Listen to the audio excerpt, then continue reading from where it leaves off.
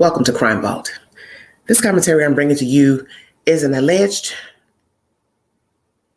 crime that took place in Westfield, New Jersey years ago, pertaining to a family that received some very odd and peculiar mail pertaining to the house that they had recently purchased at that time. You're entitled to your perception of the information that I'm going to bring to you. I will also bring you audio pertaining to the town, neighbors, and what is possibly the truth and what is possibly not. You're entitled to dissect this information as you see fit. Was it a hoax? Did this family write these letters to themselves because they were in over their head in purchasing this home? Then one would say, well, why would they do that? They knew how much money they had. They knew what they had as far as stocks, bonds, savings account, checking. Why go all out just for a house? The American dream. Was it the American dream or was it greed? And did greed lead them to this address and also lead them to put up a hoax to get people to feel sorry for them to sell this house that allegedly someone was stalking? Seems very elaborate, many would probably say. Why would anyone go to these lengths? Nobody knows your personal business. Your neighbors didn't know you. So what difference does it make if you couldn't afford the house? Just put it on the market and keep it going. And then I asked myself, well, some people are ill. Some people are sick.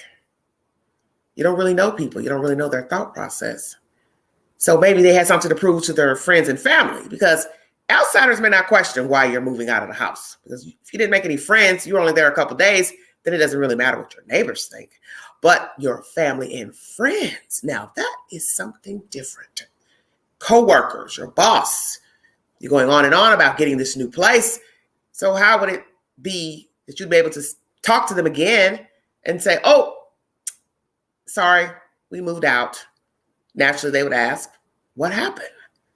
And what would you say? Well, we were greedy and wanted this home that we could not afford and realized it wasn't working out. So we sent crazy letters to ourselves and calling the police department saying we're being stalked by some ominous letters. Who's going to tell their friends, family that they did it to themselves, let's say? As I said, you be the judge. My first source is the independent.com UK. The 6-bedroom Dutch colonial looks like the quintessential American dream home. American dream home. Nestled on a quiet street in a salubrious suburb, 657 Boulevard in Westfield, New Jersey, boasts 4 bathrooms and more than 3,800 square feet on almost half an acre of land. It's in a great school district, less than 28 miles. 1 second. Now it's not letting me pull it up. Well, of course. Let me go back out of here. I think I'm going to have to bring you something else. This source is not wanting me to follow through. 1 second. Sorry about that.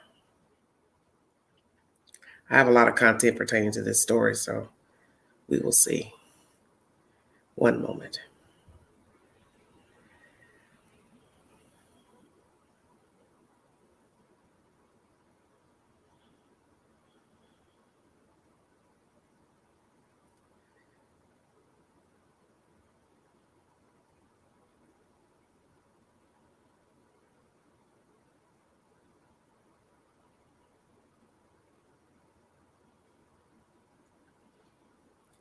I'll just pick a place.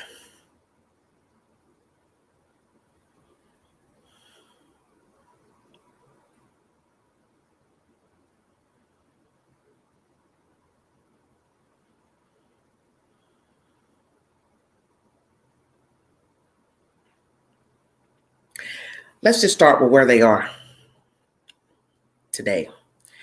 Where is the broadest family from the Watcher? Netflix is airing The Watcher. Feel free to go to Netflix. It's a fictionalized 7-episode miniseries pertaining to the Broadduses. Fictionalized.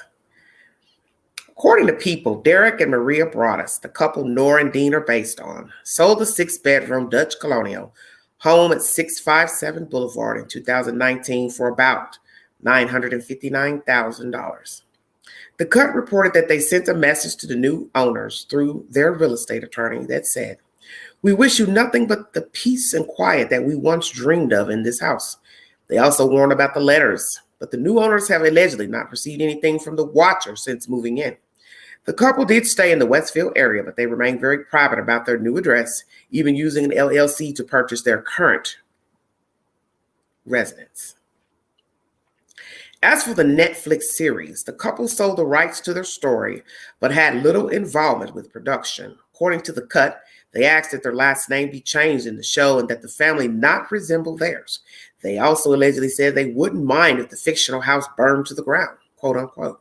Local investigations have not figured out who the Watcher actually was. Since the investigation opened in 2015, there has been little to no new evidence or leads. This has led to work on the case to become stagnant, although at this point, it's clear that the Broadduses are focused on moving on. And just in case you were wondering, no, they won't be streaming the new Netflix show anytime soon. That is just a synopsis from goodhousekeeping.com pertaining to the Broadduses. They've moved on. As I said, they received some very strange mail, letters that came in the mail talking about the house and their children. Very interesting story.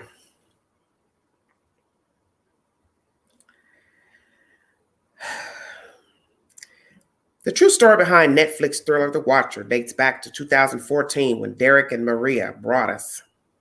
Sorry. I don't know what is going on with this content. Hold on, you guys. It's a bad day. Once again, The Watcher dates back to 2014 when Derek and Maria Broaddus, who had 3 young children, purchased their dream home at 657 Boulevard in Westfield, New Jersey.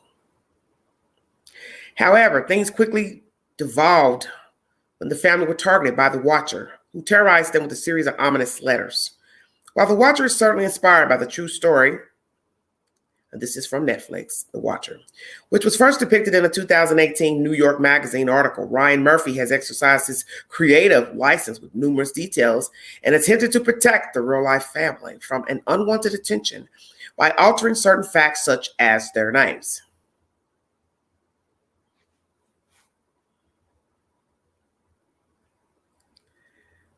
The Watcher is inspired by the events detailed in the New York Magazine, The Cut article by Reeves Wetterman. First published in 2018, it tells the true story of Derek and Maria Broaddus at 657 Boulevard, a sprawling house in the idyllic New Jersey suburb. This was 2014. They hoped it would become their dream home, but as renovation work on the 1.3 million property began ahead of them moving in, they received a disturbing letter addressed to the new owner. The letter's sender identified themselves as the Watcher and claimed to be the house's watcher ahead of its second coming. The Broadduses shared the content of the letters with The Cut, with the first one reading, 657 Boulevard has been the subject of my family for decades now, and as it approaches its 110th birthday, I have been put in charge of watching and waiting for its second coming. My grandfather watched the house in the 1920s, and my father watched it in the 1960s. It is now my time. Do you know the history of the house? Do you know what lies within the walls of 657 Boulevard? Why are you here? I will find out. The Watcher also made references to the couple's children and asked them to fill the house with young blood. You have children? I have seen them. So far, I think there are 3 that I have counted, they wrote.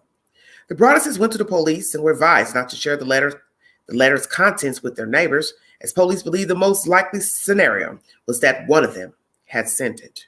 The Watcher star, Mia Farrow, who plays an eccentric neighbor in the show, recently told RadioTimes.com that the real-life story was really on a starting point for the new series from Murphy, and that she hopes the real-life family steered well clear of the program. It was a very different experience for us because we were only the actors, and Ryan had created very different details, she explained.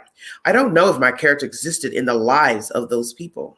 That storyline covered the basic outline, but the details are Ryan Murphy, so I don't know who the family was. I don't know if I ever knew, but I'm sorry for them and everything. Hopefully they don't see the series. Very interesting information, because one would say, why would they not want to watch this program when they sold the rights to Netflix to make this loosely about them? Very interesting. Who is the Watcher in the Netflix series? An investigation led the Broadduses to suspect that one neighbor in particular, Michael Lanford, was the Watcher due to the vantage point of his family's home, and that his family was thought to be eccentric. However, he was eventually cleared as a suspect, and the Broadduses hired their own private detective to investigate the neighborhood.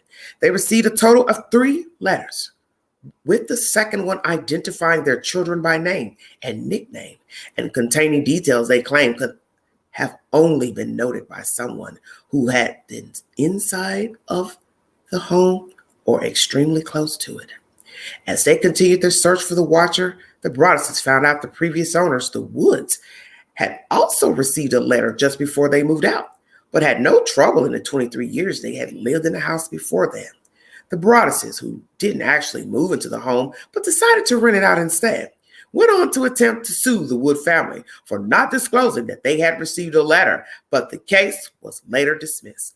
By then, however, news of the Watcher had spread across the neighborhood and beyond. Many theories emerged, with sites such as Reddit claiming the Watcher must live within the house's walls, and others, including some Westfield residents, suggesting the Broadduses had sent the letters to themselves in an attempt to recoup financial losses after experiencing buyer's remorse. However, the identity of the Watcher was never uncovered, and the Broadduses eventually sold the house in 2019 when it was bought for $400,000 less than the Broadduses paid for it. Was the true story behind the Watcher ever solved? Several investigations took place, both by police and former FBI agents hired by the Broadduses over the years.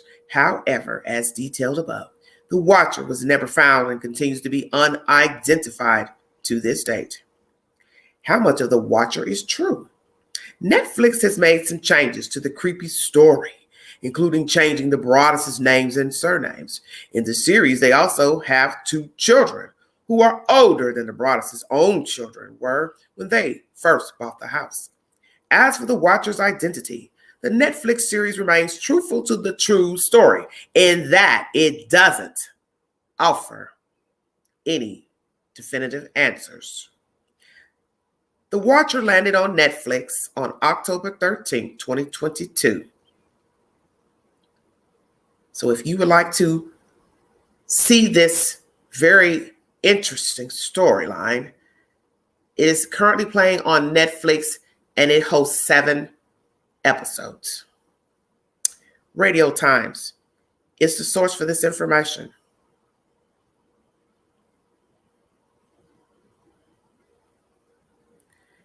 Very interesting.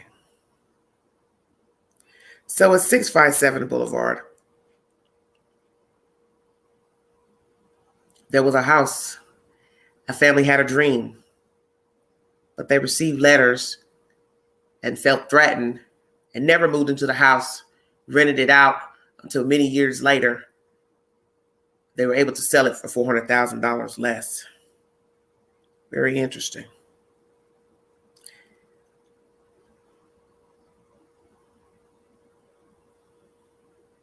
Please go to Architectural Digest pertaining to what is true versus fiction versus the movie, and their story. One moment while I gather the information to play the trailer for The Watcher, now playing on Netflix. Thank you for joining me.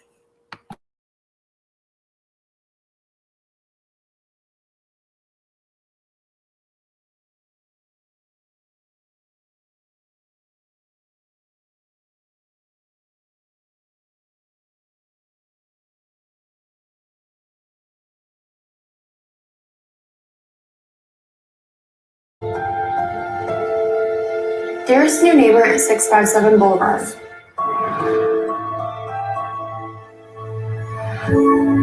Allow me to welcome you to the neighborhood. Do you know the history of the house? I've been put in charge of watching you.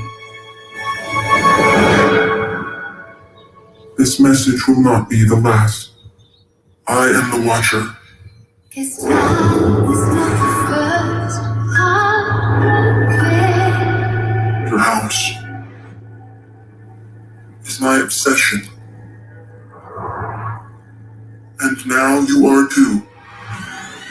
It's not the first to cry. Who am I? It might not frighten you yet, but it will.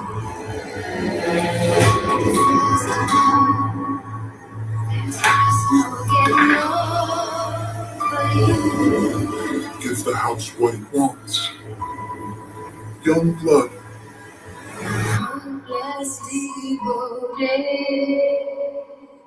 Can you keep us safe?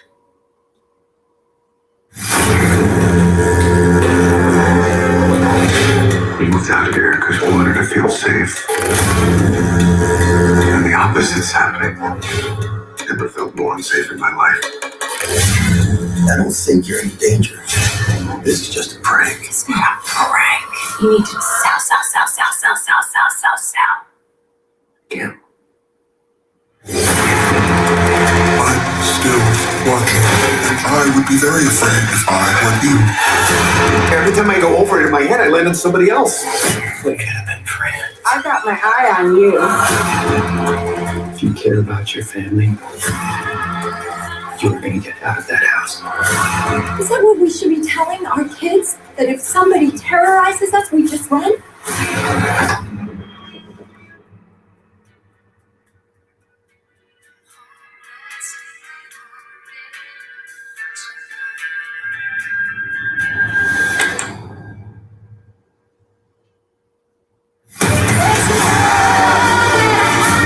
I will never stop watching. Something's about to happen. The whole world knows what's going on at your house!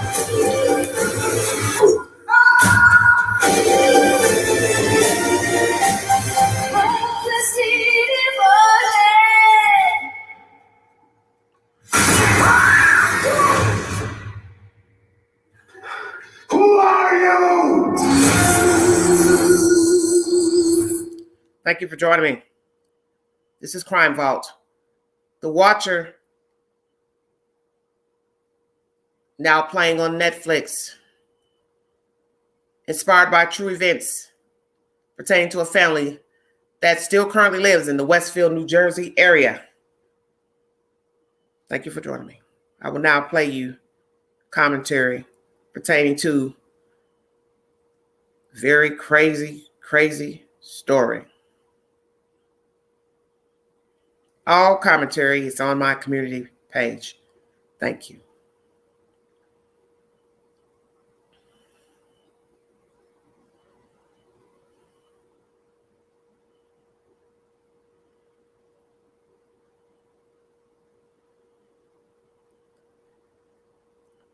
The spooky history of the Watcher Town Nightline is the source. Thank you.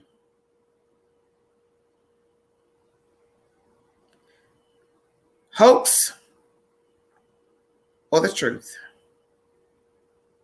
Does the Watcher exist?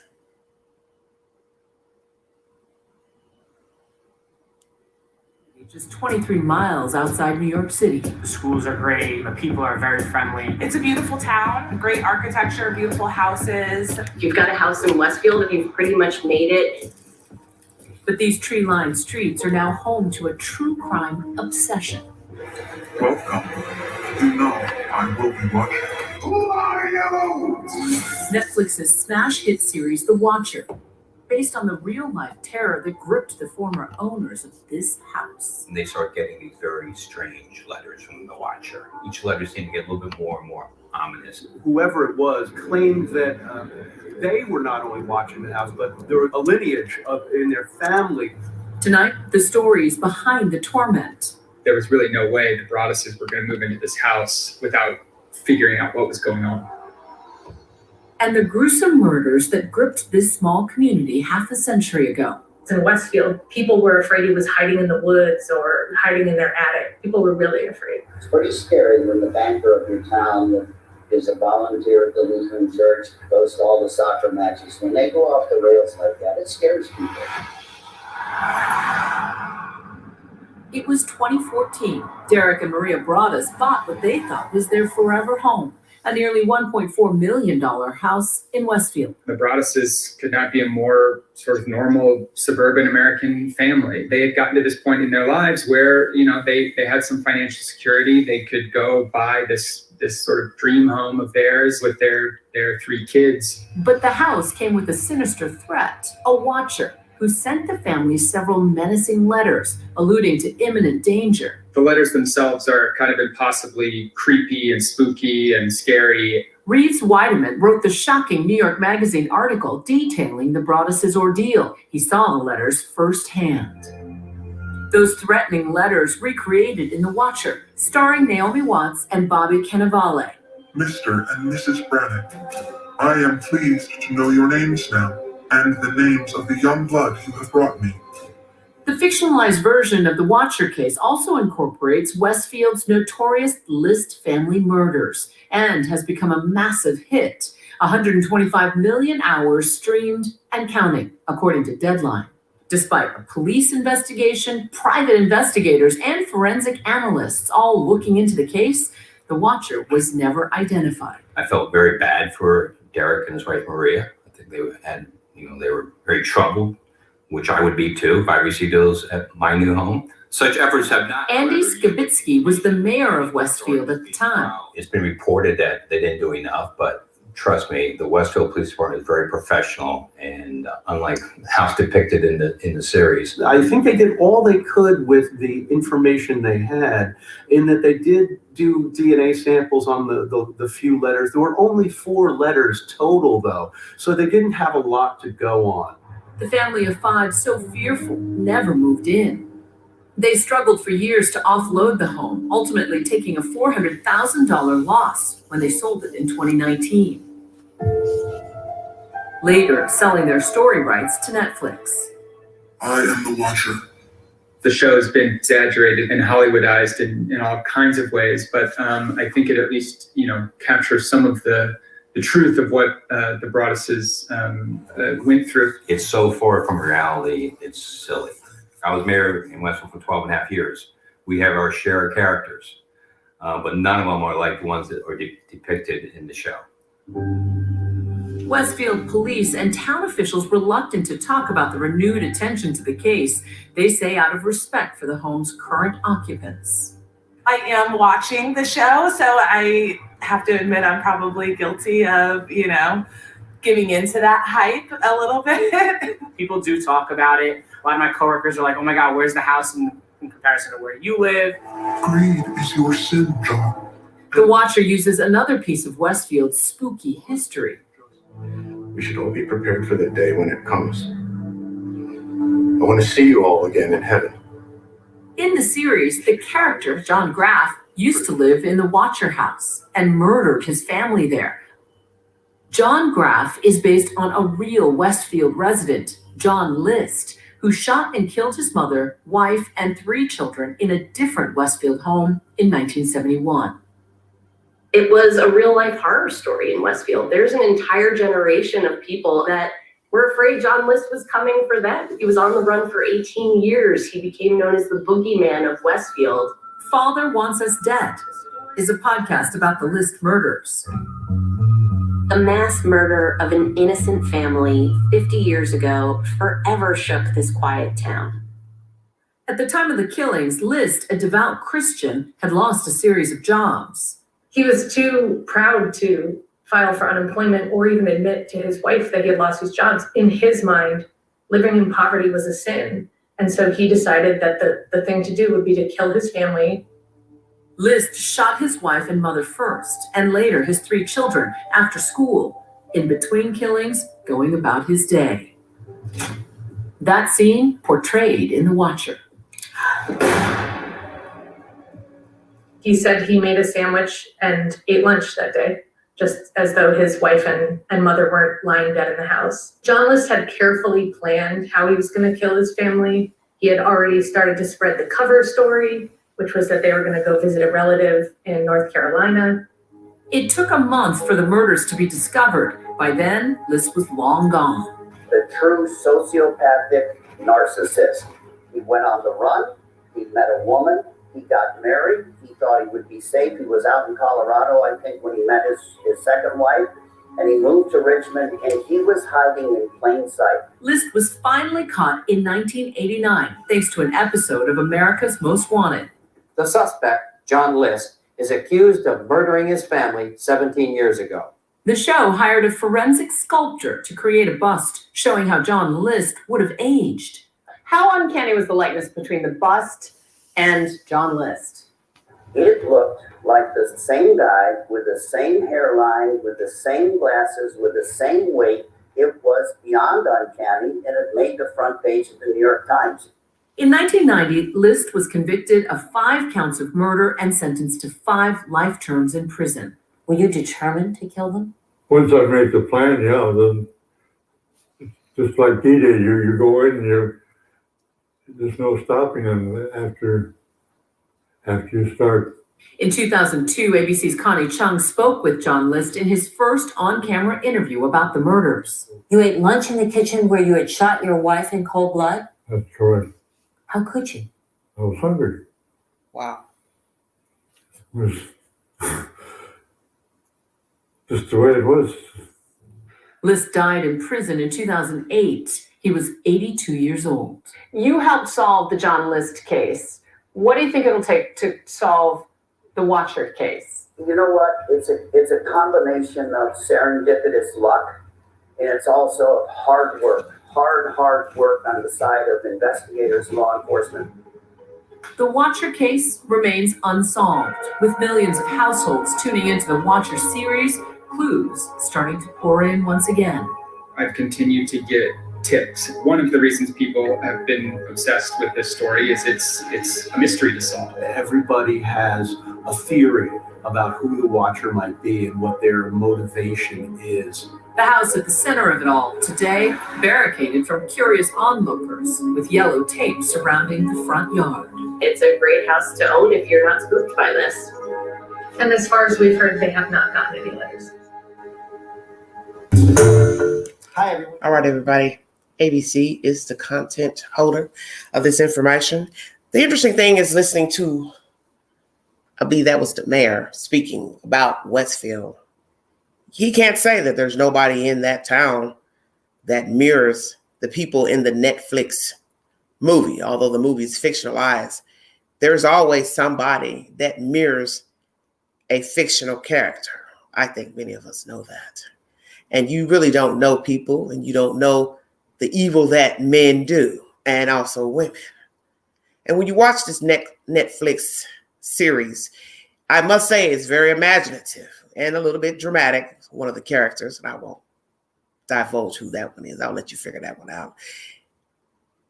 You see a barrage of people with different personalities, and I'm sure somewhere in the world, even in Westfield, somebody mirrors those characters probably to a T. The mayor just doesn't want to realize that possibly one of his own residents could have sent those ominous letters, or possibly the owners perfected this hoax asked to save face that they bought a house they could not afford. Who knows? But nonetheless, the case is unsolved. You also hear mention of the List family who was murdered by the husband who lost job and did not want to let anyone know that he lost his job, so he killed his mother, his wife, and his children, and went on the run for 18 years and remarried. Died in prison once captured. And here you hear Mr. John Walsh speak briefly in the commentary for the search of Mr. List. Very interesting information. And what do we have here? How spooky it is to know that Mr. List once lived in Westfield, New Jersey. Different house, of course. But nonetheless, he resided in this town with this spooky tale. Cryptic letters sent to a family. What is the truth? Is it a hoax? Did somebody send these nasty, crazy letters? Did somebody want to buy the house, mad they got outbidded? Is that what happened? Was it the family needing attention? Angry that they put all this money into a house they never end up living in? Was it a neighbor, angry neighbor, mad that this house was what? Better looking than theirs? What? Because naturally in the Netflix movie, it's more grand looking than the other houses. But in reality, all the houses were similar. The real house on Boulevard. New Jersey couple tormented by the Watcher opens up. This is the Today Show. 4 years ago, this content was uploaded. Thank you for joining me.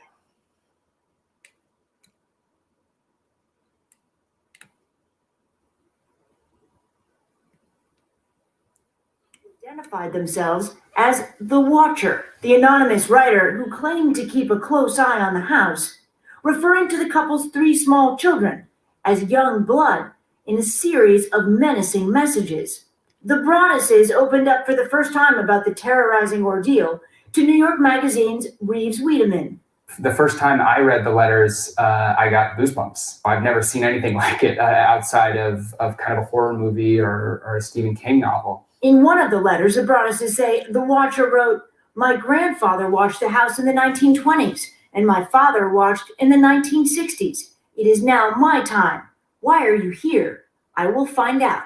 The Watcher seemingly taunting the Broadduses, who tell New York Magazine they lived in fear and became obsessed with trying to figure out who wrote the letters. Derek Broaddus says, "I was a depressed wreck." They hired a number of experts. They hired a former FBI agent to try to create a profile. They hired a private investigator to kind of look around the neighborhood. The family ultimately moved in with Maria Broaddus's parents before deciding to put 657 Boulevard back on the market. The house never sold, becoming a local urban legend. The identity of the Watcher still unknown. We all have our theories, high school kids, who knows? The cryptic correspondent striking one last time in February 2017. The Broadduses say a renter received a letter listing various forms of revenge, along with the message, "You are despised by the house," and the Watcher won. Some have speculated the Broadduses could have sent the letters to themselves as a hoax. The couple rejecting that theory, telling New York Magazine, "The ordeal is like cancer. We think about it every day." We must send Jeff Rossen to sleep over. We'll find out.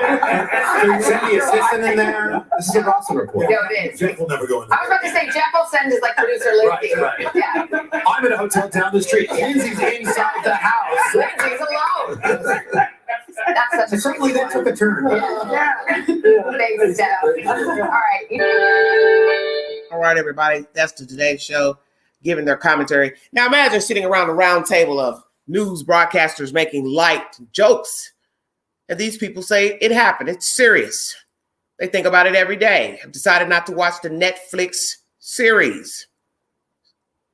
So were they traumatized? Did this actually happen to them? Did somebody send those letters? The interesting part of this story is that the homeowner before them, who they bought the house from, got one letter right before moving out.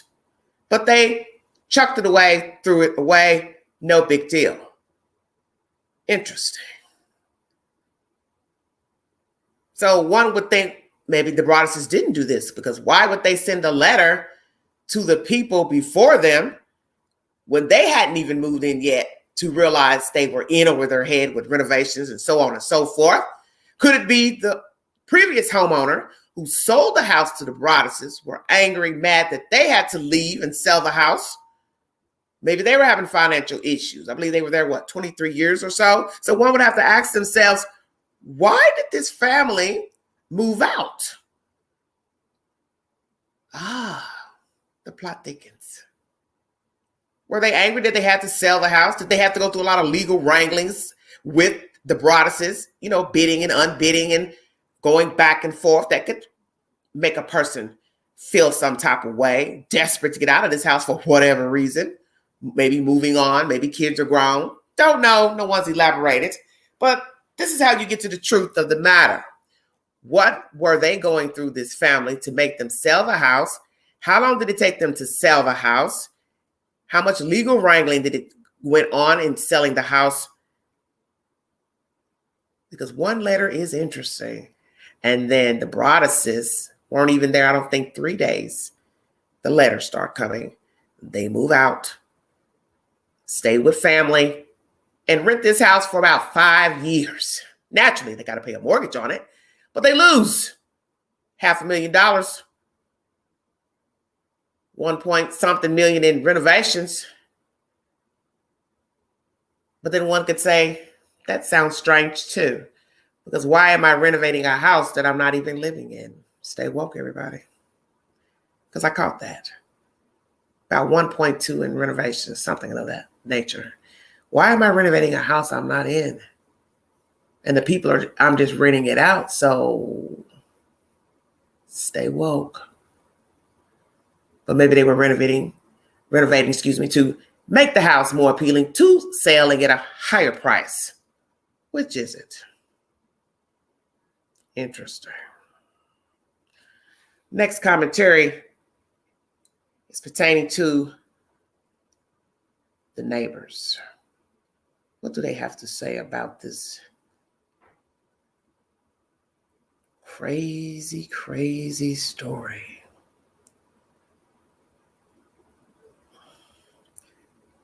This was uploaded 1 month ago. Neighbors of the Watcher house are not happy with new Netflix series.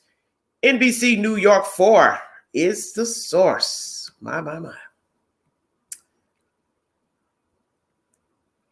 Dutch colonial and started getting One crazy. second. It's an idyllic community with a median income of nearly $160,000. Westfield, New Jersey, ranked one of the safest towns in the country in 2014. Did you hear that? Median income, $160,000. Let me say that again.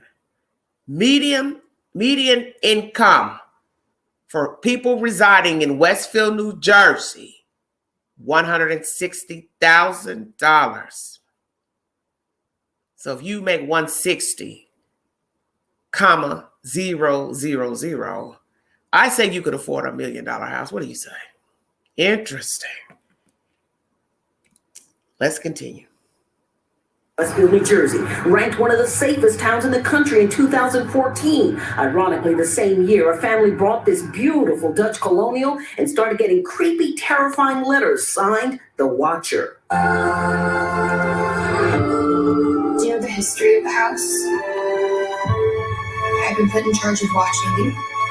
To hear a story like that happening in Westfield, it's like, oh my God, what's going on, The story behind the house is the #1 show on Netflix, where it premiered just over a week ago. The series was actually filmed at a house in Westchester County, but it's drawn a non-stop stream of curiosity seekers here to Westfield to see the real house that inspired it. This woman visiting from Florida made it her first stop. You know the true story about the house? Did your sister tell you? Actually, I don't. What impression does it give you of the people in this town?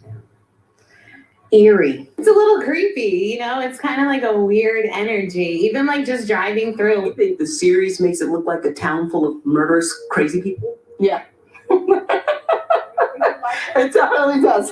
The 7-part series is loosely based on the family that bought this home back in 2014. The operative phrase here is loosely because that family actually never even lived here. They rented the house out. Spoiler alert, nor did the character who was portrayed as killing his entire family inside the Watcher house. You can't believe everything you see on TV, folks. It's not remotely realistic when it comes to Westfield. I mean, Westfield's such a beautiful community. It's a town of 30,000 people, and none of them look anything like the characters that are portrayed in the series itself. No matching tracksuits? No matching tracksuits whatsoever. Police tape and no trespassing signs keep would-be visitors at arm's length, and Westfield police keep watch on a regular basis, contrary to what the drama portrays. I feel that the police didn't really do their job. They should have done more. Clearly, they are concerned about the real family that now calls this real house their home. The idea of respecting their privacy, respecting the fact that this is a neighborhood street in a neighborhood town, is something that's really important. Residents just wish people would watch The Watcher from their couch, but the popularity of the psychological thriller has a lot of folks wondering when this will end, because the story really didn't. And it's creepy and it's weird that they never found out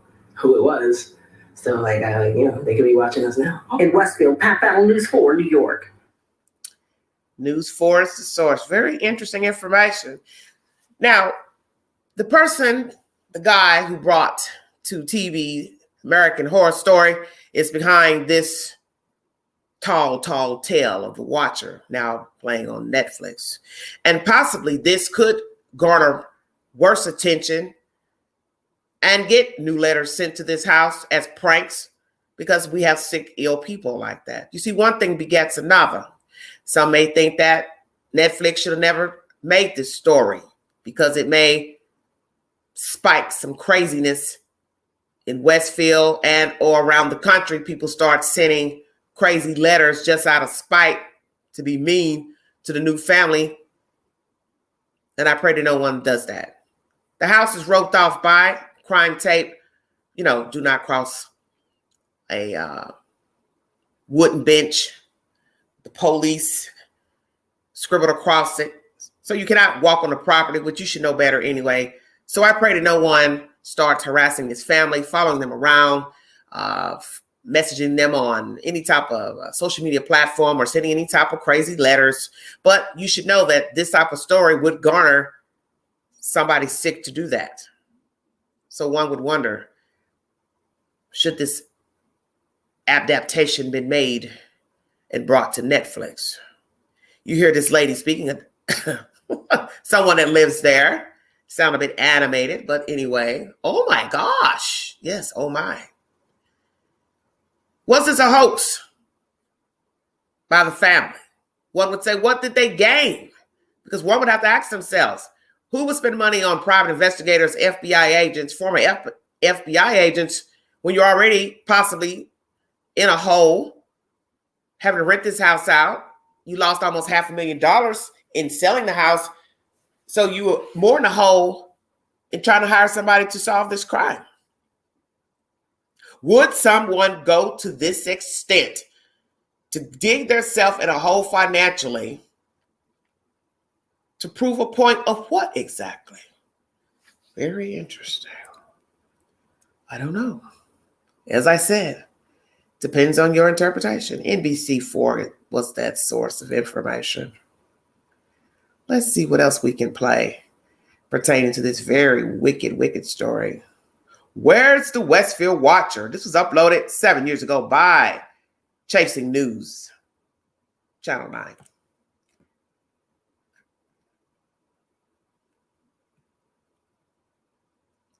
My next commentary will be a horror story of a family purchasing a house. Thank you so much. The Westfield Watcher. I really do. I don't think that I think that given all of the attention that has been brought to this, if we were going to hear from the Watcher again, it would have happened already. Bill, the Westfield Watcher, if he exists at all, has a grip on our imaginations. Hyper-local reporters Lauren Barr and Jackie Lieberman have been on it from day one. There's a lot of speculation. There are a lot of armchair detectives. All over Westfield, this is what people are talking about. Right. Who wrote the letters? Who's the Watcher? What letters, Bill, frightened a young family that brought us is into filing suit after scrambling in fear from the dream home they'd only just bought. That home, 657 Boulevard, sits silent, as do local officials such as Westfield Police, except for one confirmation. All he would tell me is that they have 3 letters, the letters that were sent to the family after the closing to the new owners. I didn't get much else out of them. Police say the letters are real. The ones the Broadduses received from a watcher that refers to their children as young bloods, to things in the walls of the house, to the rooms the children would sleep in. But the most important letter, the one the sellers of the house allegedly got from the same watcher and didn't disclose, according to the lawsuits, there's no sign of it. We have not been able to verify, and the Westfield Police have not been able to verify, as far as I'm aware, that the Woods actually received a letter. And that's the basis of the lawsuit. And that is the basis of the lawsuit. The only hint, Bill, of that letter's existence actually comes from the lawsuit, which uses quotes from the known watcher letters as indications of prior letters sent to the sellers. Thin proof at best. And if the Woods did actually get a watcher letter, again, no proof of that, they wouldn't legally have to disclose it to sell the house. Even if someone is, let's say, for instance, murdered in a house, the seller has no legal obligation to tell the buyer who makes. But New Jersey's buyer beware. New Jersey is a buyer beware state, according to the attorneys that we've consulted. And you will hear that mentioned in the Netflix movie, The Watcher, when the real estate agent is confronted by the family. He lets them know, I am not obligated to tell you anything pertaining to the house if I did know that someone received ominous letters beforehand, or death or murder. So that is New Jersey law. A person does not have to disclose any type of legal wranglings, murder, mayhem, foolishness pertaining to the house that they are selling, just in case you want to live in New Jersey. Thank you for joining me. Beware state, according to the attorneys that we've consulted.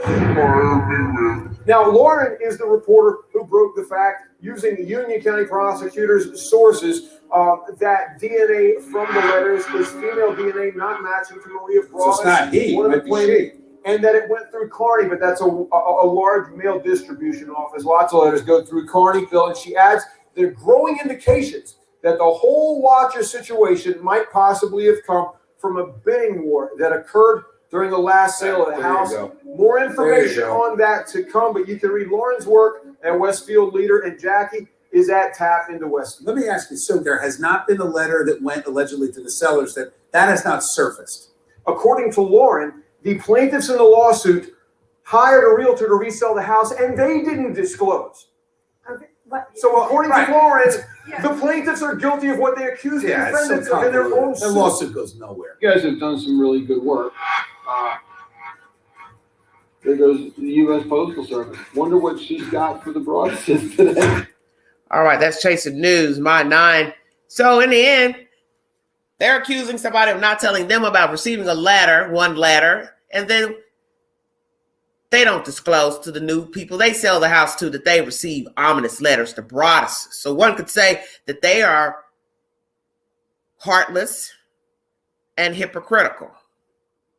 So did the family, I believe it's the Wood family, receive a letter? Is it the truth?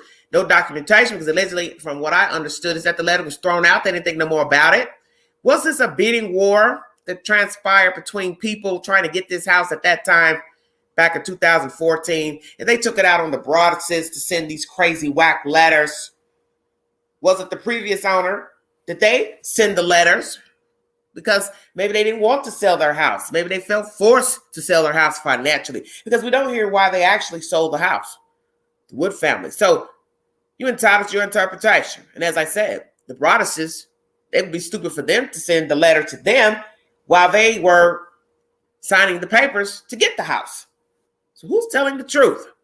And why would someone go in debt hiring people, investigators, when that's the myth in the Netflix movie series, rather, that they were in over their head, got this house and couldn't afford it. And when you think about renovations to a home, my, 1 point something million. It's a lot of money. Did they go in over their head and start this hoax? Have they watched The Watcher anyway? They said that they would not, but have they? Who knows? Are they going to tell you the truth? yes, we would have had and watched it. And I think they would be offended because in The Watcher, naturally, the Broadduses, under a different name, of course, are accused of sending the letters to themselves. One, wife or husband, or both. And you also hear in this commentary that DNA was found on the letters sent to the Broadduses, and it comes from a female. My. So who sent it? A neighbor, angry, didn't want anyone to buy the house. Somebody who bidded on the house got outbidded. The Broadduses. The former person they bought the house from. Somebody who wished they could live there. Could it be a family member or a friend of the Broadduses, jealous that they went and got this nice home and they can't afford one? What is the truth? Now, there is content on Lifetime made years ago of a very crazy, whack woman who stalked the family because she was outbidded. She was outbidded. She became very bitter, angry. I'm going to play you commentary pertaining to a very sinister story of how things can go bump in the night pertaining to purchasing a home.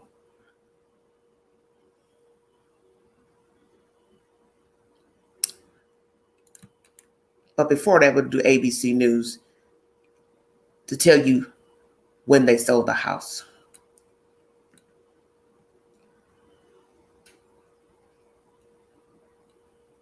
Mansion owners terrorized by the Watcher and finally sell home.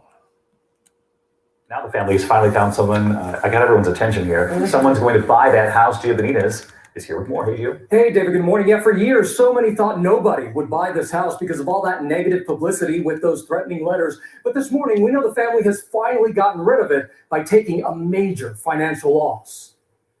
This morning, ABC News has learned the New Jersey family, allegedly terrorized by creepy letters from someone named The Watcher, has finally sold the house that started their nightmare. Derek and Maria Broaddus bought this idyllic home in Westfield, New Jersey for $1.3 million back in 2014. But they say a stranger kept them from moving in by sending letters like this. I watch and wait for the day the young blood will be mine again. And I pass by many times a day. You know I will be watching. I've lived here my whole life, so yeah, it was a pretty big shocker. Now, 5 years later, the family's selling the property that they've never lived in, that has haunted them for years, taking a loss, selling it for $400,000 less than they paid for it. We spoke with their attorney in the midst of their ordeal. It's a great house. This is a total tragedy and nightmare for my clients. The Watcher's letters describing anger about renovations to the home and detailing the movements of the family and their kids. One letter saying, all of the windows and doors allow me to watch you and track you as you move through the house. From day one, they've been trying to solve this case. They hired a forensic linguist to take a look at the letters and see if there were any patterns. They scoured the internet looking for clues. But despite years of investigations, and while authorities did discover some DNA evidence, they never found enough to charge a suspect. Our police department conducted an exhaustive investigation. Such efforts have not, however, yielded information leading to charges being filed. In an interview with New York Magazine last year, Derek comparing the ordeal to cancer, saying, we think about it every day. They wanted to get rid of the house because they knew it was going to be this burden. They knew they weren't going to move in. From there, the next thing they want more than anything is to know who did this. And we're told the family still lives in Westfield after staying with family a few blocks away from the Watcher house. Now they've bought a new home and they hope this one brings them peace of mind. But what an ordeal. We don't know anything about the new owners. No, not yet. Hopefully they're not watching. Let's hear that again. New home and they hope this one brings them peace of mind. Watcher house. Now they've bought a new home and they hope this one brings them peace. They weren't going to move in. From there, the next thing they want more than anything is to know who did this. And we're told the family still lives in Westfield after staying with family a few blocks away from the Watcher house. Now they've bought a new home and they hope this one brings them peace of mind. Very interesting. But what an ordeal. We don't know anything about the new owners. No, not yet. Hopefully they're not watching. Yeah. We want to keep them in that home. I'm sure they had full disclosure. At least I hope they did. All right, thank you so much, Gio. All right, ABC News is the source for that information. So they finally sold this house. This content was uploaded 3 years ago. And as you heard in the commentary from the other news agents, they didn't disclose to them the problems that they were having. So to our knowledge, the new people who now stay at this home on Boulevard in Westfield, New Jersey, have not received any type of threatening letters. What happened? Why not? Owner number one said they got one letter allegedly, but threw out the letter. The Broaddus's homeowners number two got a few letters, moved out, rented it out, sold it years later. Homeowner number three, allegedly, current owners have received no letters. Why is that? Female DNA, whose is it? You know, foolishly, people lick letters. Only old schoolers use the little stick glue to seal a letter. The fact that young blood was mentioned, it's more of an old timer's wording. And then they talk in two different persons. First it says, bring me young blood to the house, as if the house is talking to the owner. Then it says, I might be somebody walking by.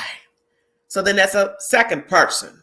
So that lets you know how crazy this mess was.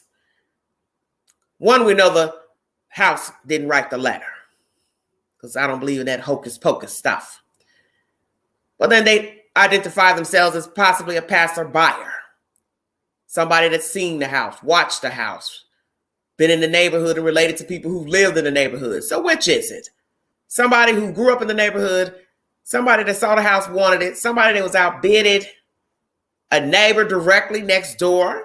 The fact that they knew their government names, the children's nicknames. Now, how would somebody know the children's nicknames and the family never lived in the house?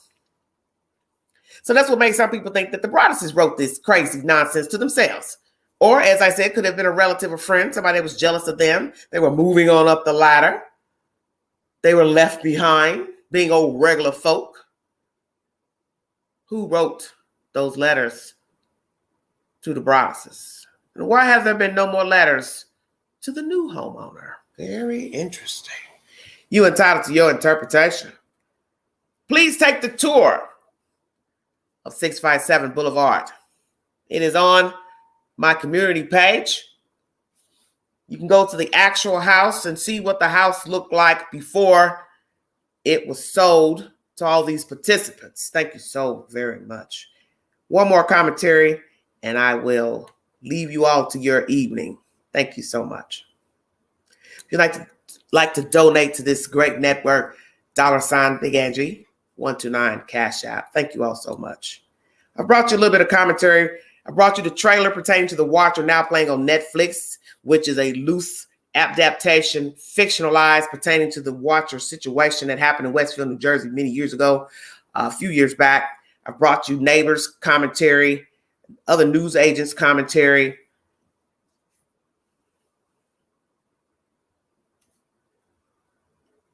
What happened?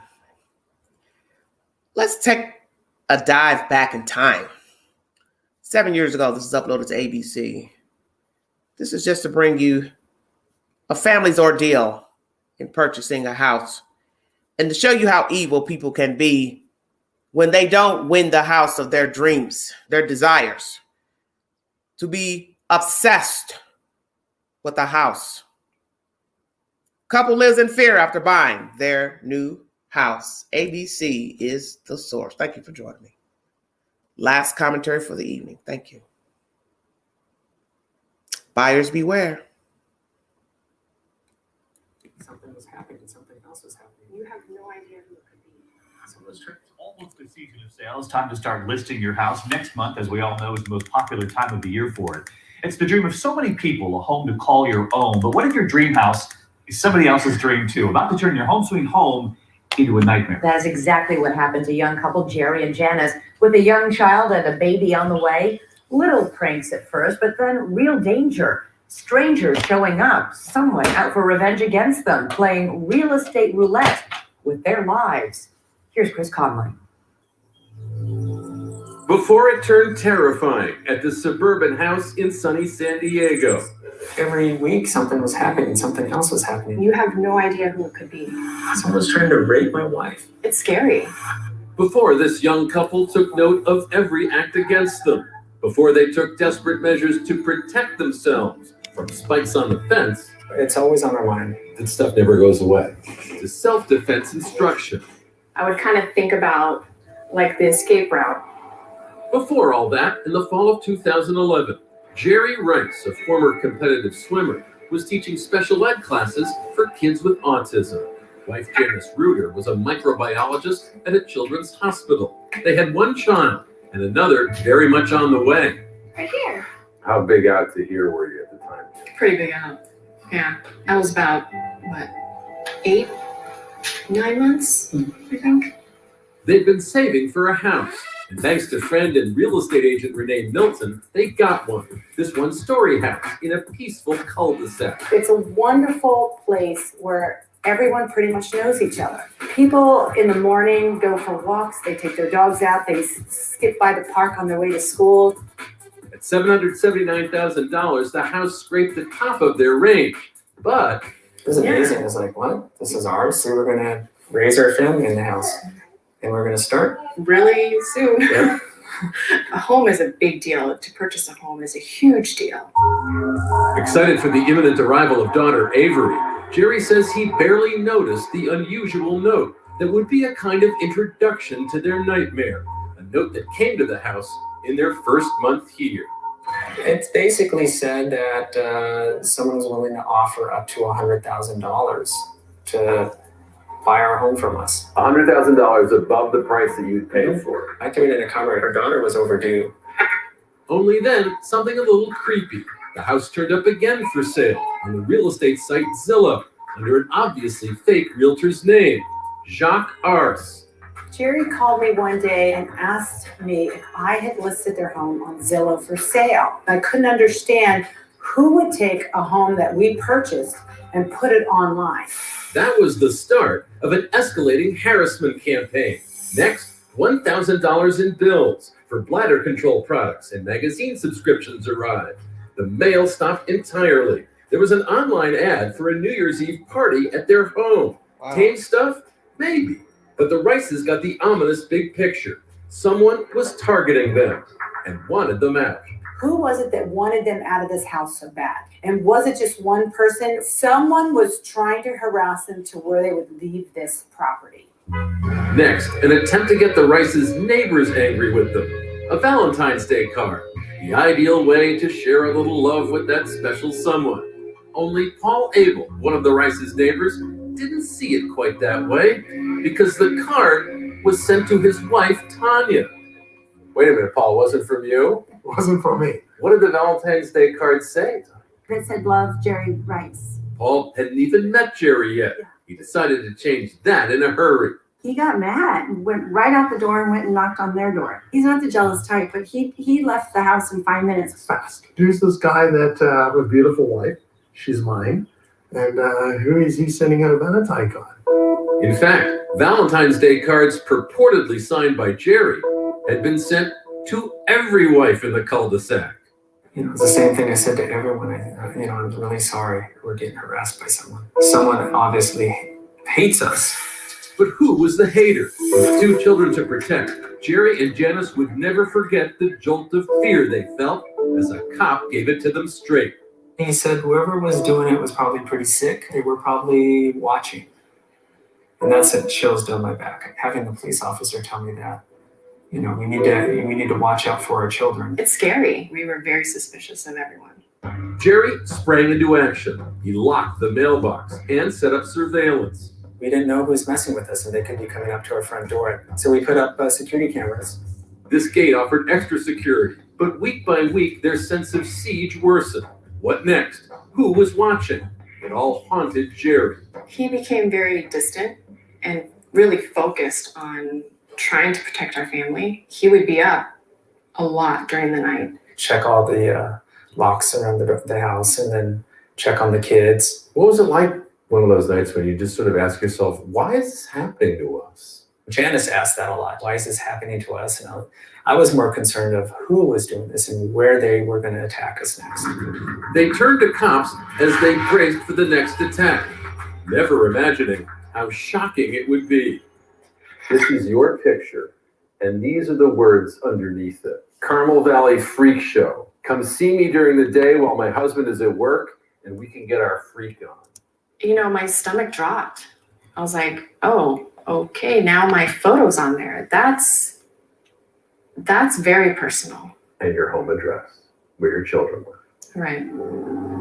Then, while at work, Jerry got an urgent message from the police. They had come back to the house because they had some information to share with us, and they wanted me there with Janice. Men had responded to that online ad and been in touch with someone pretending to be Janice. This is what one of them had been told. Just stop by any Monday, Friday, 9 a.m. to 3 p.m. I like the element of surprise. Wow. Someone pretending to be you. Right. Did it occur to you at that moment how much danger? Oh, yeah. Who was that strange man at the front door? And who was behind it all? By this time, they had growing suspicion. Remember that long-forgotten note dropped off months earlier from an unsuccessful buyer who was offering $100,000 above the Rice's purchase price for their house? Was that a clue? What was the name on that document? Kathy Rowe.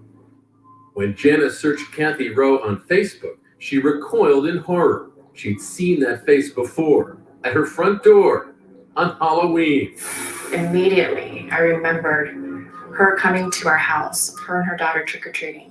Coming up, cops start looking at the bitter. I have never seen anything like this in my time as a prosecutor. And Kathy Rowe, outbid, outraged, and out to get even. When I walked in, it felt like my house. Yeah, but it wasn't your house. Stay with us. ABC. Kathy Rowe. How stupid would it be to put that on there? Well, ABC talks to this nut job. And by the grace of God, at least they found out who she was. Woman admits to harassing couple who bought home she wanted. Thank you for joining me.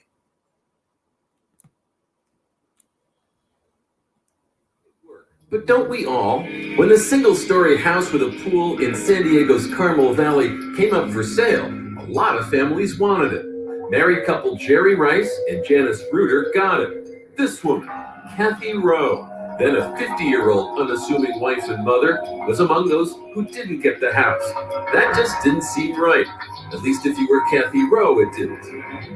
I had put so much hope into this house. I walked in, it was my house. Yeah, but it wasn't your house. No, but it felt like the house I always wanted to own. And when I found out we didn't get it, it was devastating. It was heartbreaking. It was almost like the loss of a loved one. It was that. Now, I want you all to think about this woman, how she's talking, and then picture that mayor back in Westfield, New Jersey saying, we don't have people like that that's in the Netflix movie that are that crazy. Although Netflix, it's a fictional account of what happened in Westfield, New Jersey, allegedly many years ago.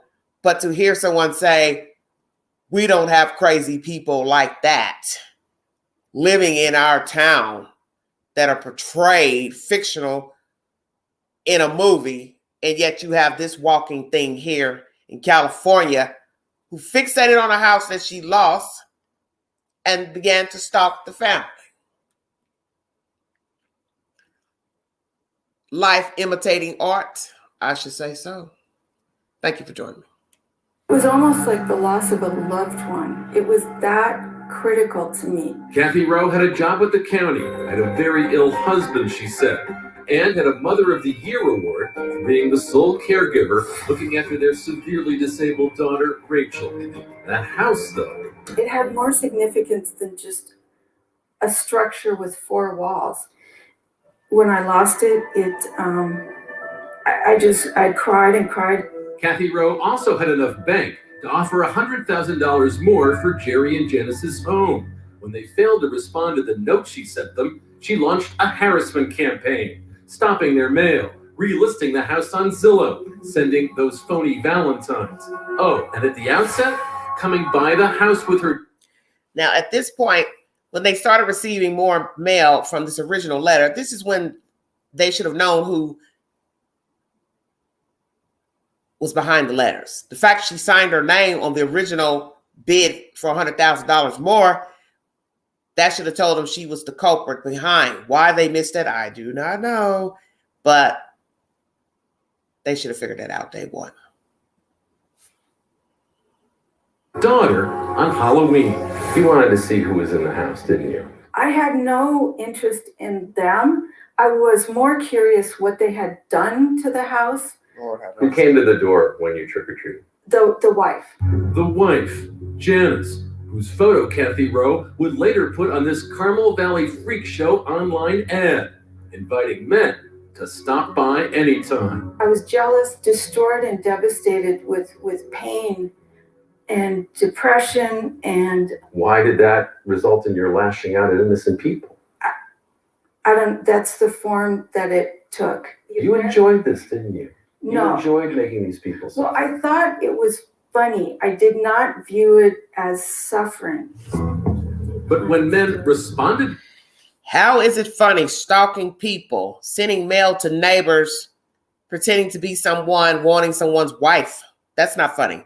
Putting an ad up for solicitation for men to come to her house, and she's a married woman that has children.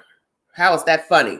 But the sick part of the story is that she's a mother of an autistic child. So imagine this thing walking around, loathing strangers over her house that she feels she deserves, and she is someone's mother.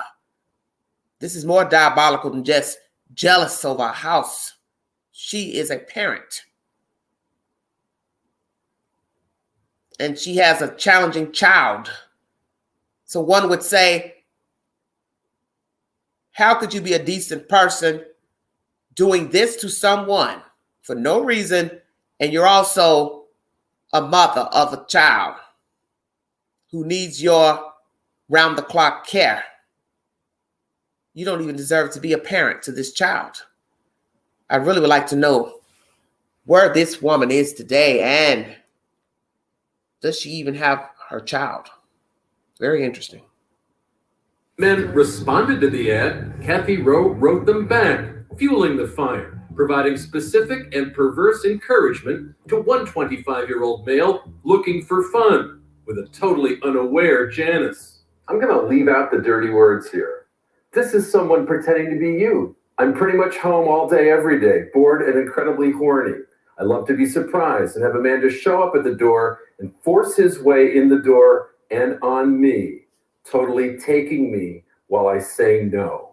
Janice, what is the person who is writing this trying to do to you? She wanted me raped. This is my wife they're talking about. There's no mistaking the intent there.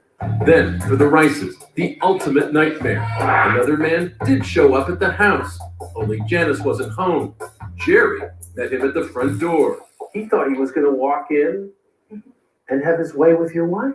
Yeah, I knew something was off with the guy. Flummoxed, the man fled and emailed Kathy Rowe. A guy was there. Had to make up an excuse why I was there. But Kathy Rowe wouldn't let it go and urged him to return to the house with another sordid scenario. I remember what you said. It's like, I hope it's okay with you. I see other guys. Right. And you ask about threesomes. Well, he had no interest in being involved if there was any other man involved. You're the luckiest person in the world because of that, aren't you? It never even crossed my mind that a man could go to the house and hurt her.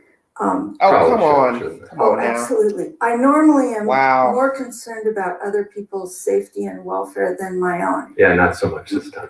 Absolutely Exactly. not this time. Exactly. It's just how impaired my thinking was. Kathy insisted we also speak to her psychologist, Sage Breslin, PhD, who largely attributes Kathy's actions and state of mind to excessive sleep deprivation, brought on in part by her round-the-clock care for her daughter. It isn't one of those things where you sleep for a couple of days and then you feel better. Sleep deprivation makes the person get crazy. I think we can understand the mental pain you were in, and I think we can understand the sleeplessness as well. What's hard for us to understand is how thousands of families go through everything you were going through, and they don't lash out at innocent people. I think people have resiliency by their support network, by their family, by their friends. I didn't have those. She was kind of playing Russian roulette with my family, you know. There's no question in my mind she would get the right person at the right moment to come to the house and things would have happened. Things happened all right. Catch, the high-tech law enforcement task force, connected the dots between those sexed-up online solicitations in Janice's name and Kathy Rowe's computer. We identified Miss Rowe through search warrants to Yahoo, and then that led to the identification of the residents. The Heat paid Kathy Rowe a visit. Eventually, she admitted to it all. Initially, she faced the possibility of 9 years in prison after many months of legal wrangling and her new life as a media sensation. Kathy Rowe tried Kathy Rowe seemed A major fall from grace. She copped a plea to felony stalking and apologized to the Rices. All the things that I've put them through, the stress, the lack of privacy, I'm just very sorry. I think that you said that you didn't want to hurt them. I think that's exactly what you wanted to do, was to hurt them for buying the house that you wanted. I was sentenced to 1 year of confinement on a home ankle monitor and 5 years of probation. She actually is going to be watched a lot longer than she would have if she served some jail time. Kathy continues to have the responsibility for her daughter. Her daughter has maybe 100 to 150 medical appointments on an annual basis. Kathy has lost her job. She is the only person holding this family together at this point in time. I may be the least liked person in San Diego County. A horrible, evil person who wanted to harm this nice couple. And in what way is that incorrect? I did not intend to harm them. Apologies aside, Janice and Jerry are still afraid. I believe that Miss Rowe continues to be a dangerous person because of her skills of manipulation and her ability to lie. You know, I kind of think she has more of a reason now to attack us. So, obviously, you know, we're very concerned for the family. Oh, and speaking of families, Kathy Rowe bought a new home for her family, just 1 mile away from Jerry and Janice's place. Wow, just a mile away. Well, have you ever lost something you wanted so badly that you went a little crazy trying to get it back or get revenge? Be honest. Let us know on our Facebook page and on Twitter. Use the hashtag ABC2020. And when we come back here tonight, a woman's still sharing her home with her ex plus her new husband. That's when 5,000 square feet really isn't enough. No. All right, everybody. ABC News is the source. This was uploaded 7 years ago. Thank you so much for listening to the content. This story that I brought to you today is originally about The Watcher, now playing on Netflix, loosely based on a case out of Westfield, New Jersey, of a family receiving strange letters. They never moved into the house, but someone was perturbed, and you are entitled to your interpretation of the letters were actual, factual by a human being. The family did it to themselves for attention. The previous owner, somebody in the neighborhood, family member, friend, realtor, could have been a realtor. That's why I want you to watch The Watcher, now playing on Netflix. Pertaining to this Kathy Rowe, I played you this commentary to show you how sick people can get pertaining to a house and become ill and demented. You see, she really takes no responsibility for what she did because, as she told this commentator, I thought it was a joke putting an ad on a date site or an ad in a paper to solicit men to come to a house and say, just come in and take control of me, force your way in the house and force your way on me. And God forbid someone had done that while this woman, Miss Janice, was at home. She could have been sexually assaulted, and worse, she could have been murdered. This lady is diabolical, and indeed what the husband said. She needs more time in prison.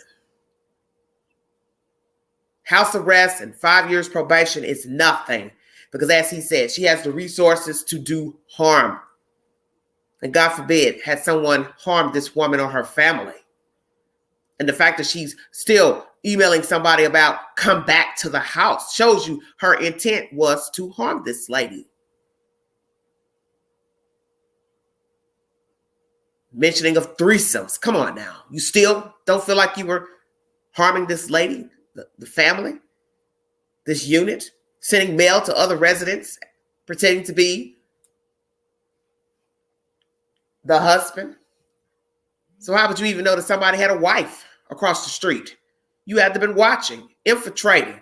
And see, the sick part of the story is that she had to also drive by at some point. And it's a cul-de-sac. And you know, a cul-de-sac is a circle. So that means while they're sitting there wondering who the hell is tormenting them, this lady is probably driving by every day, riding around in a circle like a dummy, which I find it interesting. They never saw her on camera riding by because you have to make a circle. It's a small circle. So you don't know people. That's the point.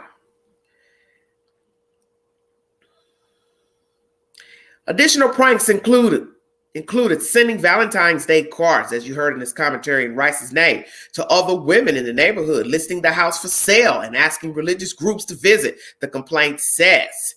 $1,000 worth of unsolicited magazines and books to the victim's home, posted an online ad for a high school New Year's Eve party, and advertised a free Mexican fireworks giveaway on the 4th of July at the home. These are all the things done by a Kathy Rowe, who you hear in this commentary, basically taking no responsibility for what she has done to this family. Rowe is now prohibited from contacting the victims or getting within 100 yards of them for 10 years. An important provision to the victims because Rowe ended up buying a home less than a mile away. All the places she could purchase a house. I want you to listen to me very carefully now. Of all the places she could purchase a home in the state of California, why would she purchase a house 1 mile away from the victims she tormented?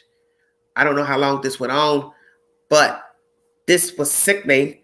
I will try to go in here and search to see, because this is a very diabolical case. 1 second.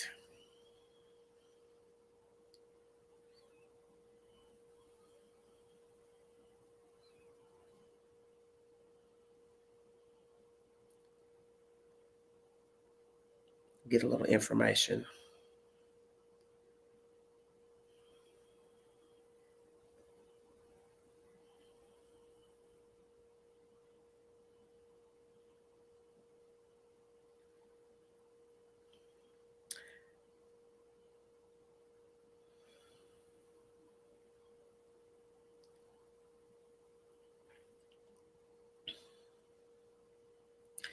So far, I don't see how long she did this. Once again, she was sentenced for a year, home electronic surveillance, 5 years of probation, and to stay away from the family for 10 years. She was 53 years of age at this time, sentencing. She did not have a prior criminal record. Washington Post is the source.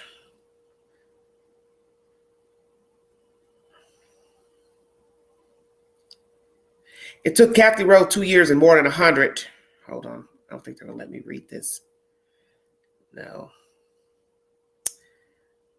I don't know why these articles don't like you. Let's see. I believe they're going to say it took her 2 years to find a house.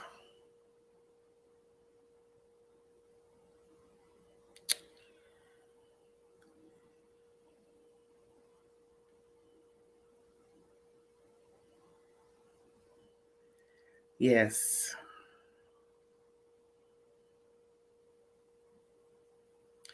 That sentence was less than a year in jail that the prosecutors had requested, and then the 90 days that the couple asked for.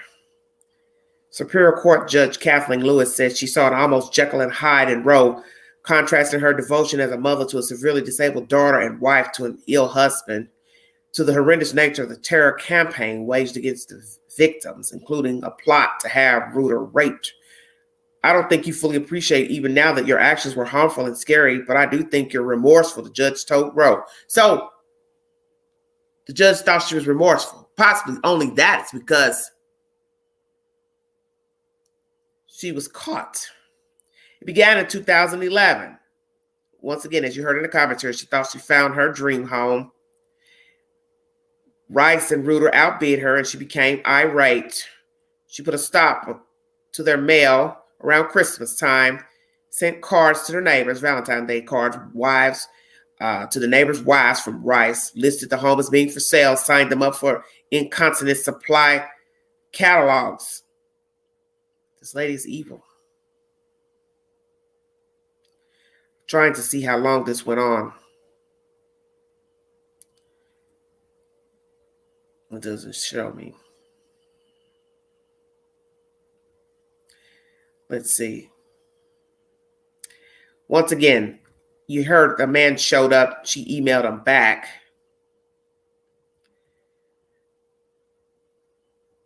He showed up twice, it says here. He was kept out once by a locked gate, and he got scared off second time when the husband answered the door, which you heard the man husband tell you that here in this ABC content. You're very fortunate an actual rape didn't occur, the judge told Rowe.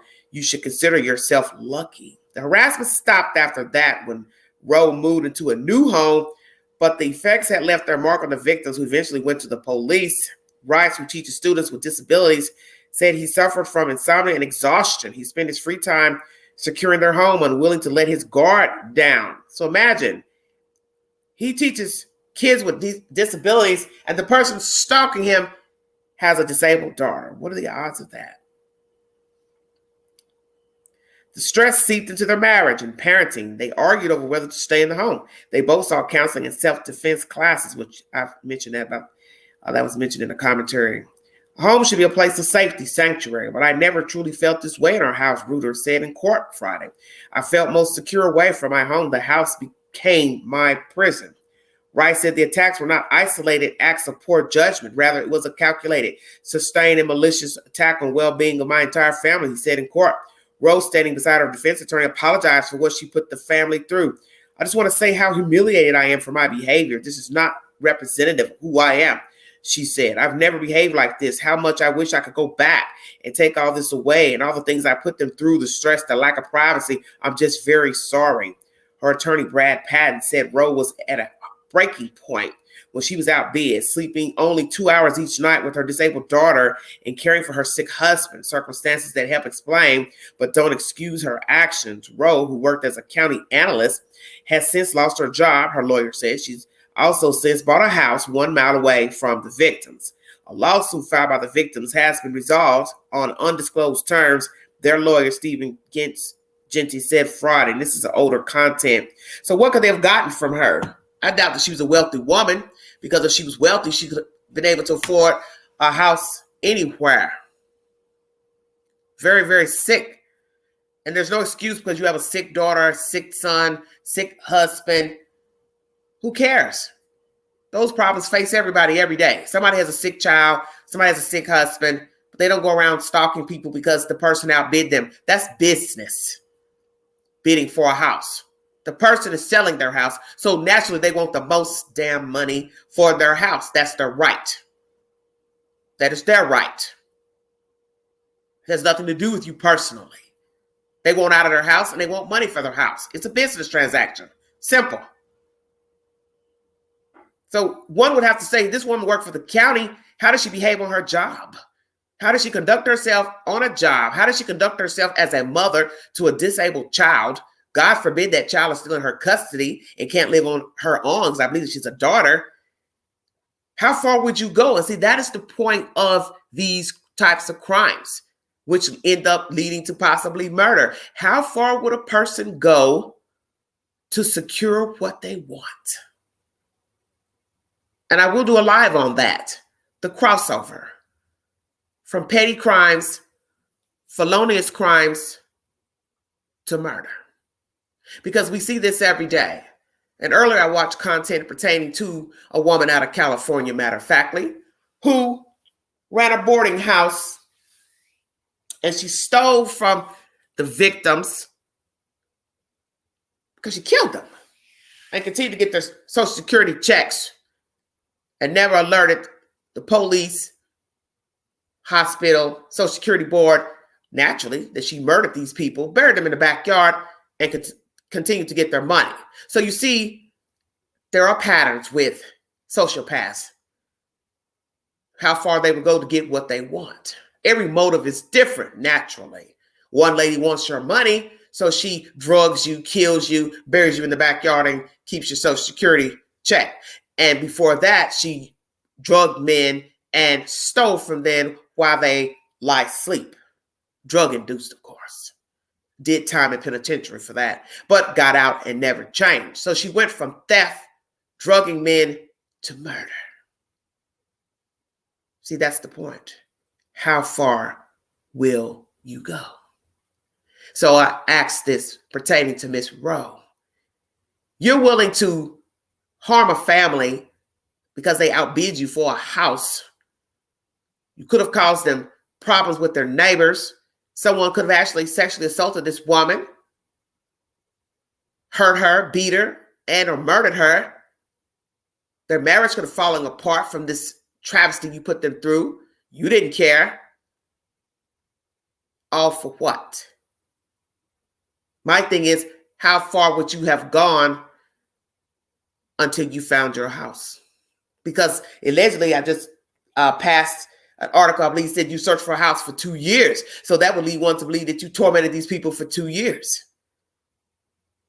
When really they had the evidence first time you sent the letter wanting to pay $100,000 more for the house. They should have known then you were the culprit. Because see, you hadn't met the right one that put 2 and 2 together that you were behind that letter. You see, had you met the right one, somebody would have paid you a little visit. And maybe shook you by your collar. And you wouldn't be writing notes and letters and sending catalogs and adult products to people, houses, magazines, so on and so forth. Maybe you'd be sucking on concrete. You're very lucky to be walking around, because the thing that you don't understand, Miss Rowe, is that the diabolical mind that set you off pertaining to this house, there are other people just like you. And they can be pushed to become like you. Sinister. And want revenge as well. And you are lucky that you did not push these two to find you and hunt you down. So you're very lucky to be alive. And I'm sure they do still fear you. But see, they now know who you are. So frankly, if anything ever happens to you, most people won't be shocked. And most people probably won't give a damn. Because let me tell you what they're going to say. Oh, yes, that's that lady that was angry about a house that she didn't get. And now they found her slumped over in her garden, or lazy boy. Woe is me. You should be very careful, because you're going to get that karma back for what you did to that family. There's no way you can have any peace and rest after what you've done. But then again, you're sick. You probably sleep very well.